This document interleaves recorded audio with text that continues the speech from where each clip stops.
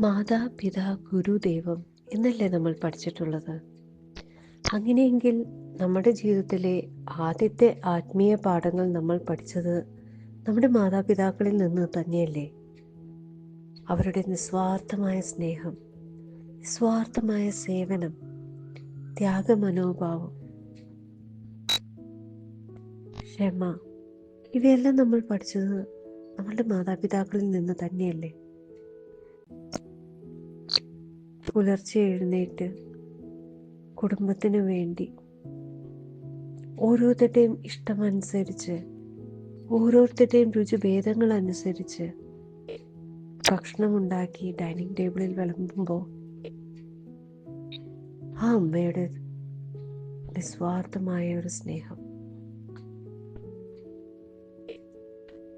യാതൊരു പ്രതിഫലവും പ്രതീക്ഷിക്കാതെ തൻ്റെ കടമകൾ മാത്രം ചെയ്തു പോകുന്ന നമ്മുടെ മാതാപിതാക്കൾ, നമ്മൾ എത്ര തെറ്റ് ചെയ്താലും, നമ്മൾ എത്ര വഴക്കുണ്ടാക്കിയാലും ഓരോരുത്തരെയും നെഞ്ചോട് ചേർത്ത് വാരിപ്പുണർന്ന് സ്നേഹിക്കുന്ന നമ്മുടെ മാതാപിതാക്കൾ. കുടുംബത്തിൽ എത്ര വലിയ പ്രശ്നങ്ങൾ ഉണ്ടായാലും വളരെ നിസ്വാർത്ഥമായി അത് പരിഹരിക്കുവാൻ വേണ്ടി വളരെ ക്ഷമയോടെ ഓരോരുത്തരുടെയും വാദങ്ങൾ കേൾക്കുന്ന നമ്മുടെ മാതാപിതാക്കൾ, ആരെയും വേദനിപ്പിക്കാതെ, ആരെയും കൂടുതൽ സ്നേഹിക്കാതെ വളരെ നിസ്വാർത്ഥമായി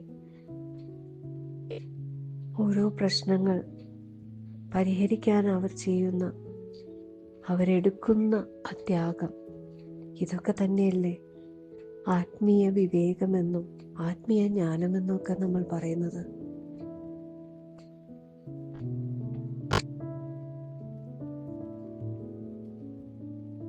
വീട്ടിലെ സാമ്പത്തിക സ്ഥിതി എത്ര മോശമായാലും അതൊന്നും മക്കളെ ബാധിക്കാതെ, എന്നാൽ അധികം പാഴാക്കാതെ വളരെ മിതമായി അവരുടെ സന്തോഷങ്ങളെല്ലാം ത്യജിച്ച്, എന്നാൽ ആവശ്യമുള്ളവർക്ക് വേണ്ടവിധം കൊടുക്കുവാനും ദാനധർമ്മങ്ങൾ നടത്തുവാനും അവർ ചെയ്യുന്ന ഒരു ശ്രമം, ഇതൊക്കെ തന്നെയല്ലേ ദൈവിക സാന്നിധ്യം കുടുംബത്തിൽ എന്നൊക്കെ പറയുന്നത്. ഇതൊക്കെ തന്നെയല്ലേ ദൈവം നമുക്ക് പഠിപ്പിച്ചു തരുന്ന ആത്മീയ പാഠങ്ങളൊക്കെ.